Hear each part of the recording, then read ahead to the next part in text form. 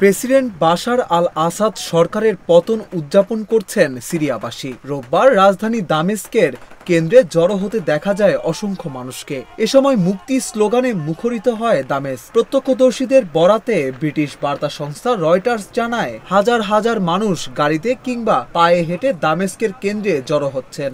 এ সময় মুক্তি বলে স্লোগান দিতে দেখা যায় তাদের।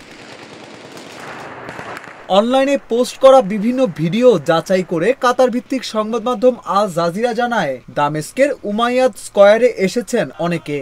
বেশ কিছু মানুষকে একটি পরিত্যক্ত সামরিক ট্যাঙ্কের ওপর দাঁড়িয়ে গান গেয়ে উদযাপন করতে দেখা গেছে। রোববার সিরিয়ার রাজধানী দামেস্ক দখল করে মুক্ত ঘোষণা করেন বিদ্রোহীরা।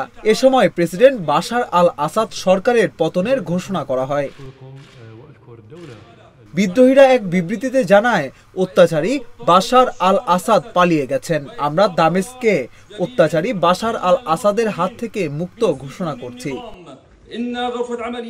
এদিকে সিরিয়ায় বাশার আল আসাদের শাসনের অবসান হয়েছে বলে জানিয়েছেন দেশটির সেনাবাহিনীর কমান্ড। আর আন্তর্জাতিক বিভিন্ন সংবাদ মাধ্যম জানিয়েছে, প্রেসিডেন্ট বাশার আল আসাদ দামেস্ক ছেড়েছেন। তবে তিনি কোথায় গেছেন তাৎক্ষণিকভাবে তা জানা যায়নি।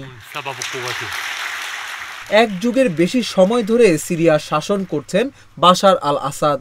ক্ষমতা ধরে রাখতে তার সরকার বিভিন্ন ধরনের সহিংসতা ও দমন নিপীড়ন চালিয়েছে। 2021 সালে জাতিসংঘের একটি প্রতিবেদনে সিরিয়ান সরকার কর্তৃক পরিচালিত বিভিন্ন নৃশংসতা নথিভুক্ত করা হয়েছে। এর মধ্যে রয়েছে রাসায়নিক হামলা, জনবহুল এলাকায় বিমান হামলা, বেসামরিক মানুষদের ক্ষুধার্ত রাখতে অবরোধ এবং মানবিক সাহায্যে কঠোর বিধিনিষেধ আরোপ। জাতিসংঘের তথ্য মতে যুদ্ধের কারণে 2022 সাল পর্যন্ত আনুমানিক 3,06,887 জন বেসামরিক মানুষ নিহত হয়েছে সিরিয়ায়। আরও হাজার হাজার মানুষ অনাহার, রোগ এবং স্বাস্থ্যসেবার অভাবে মারা গেছেন।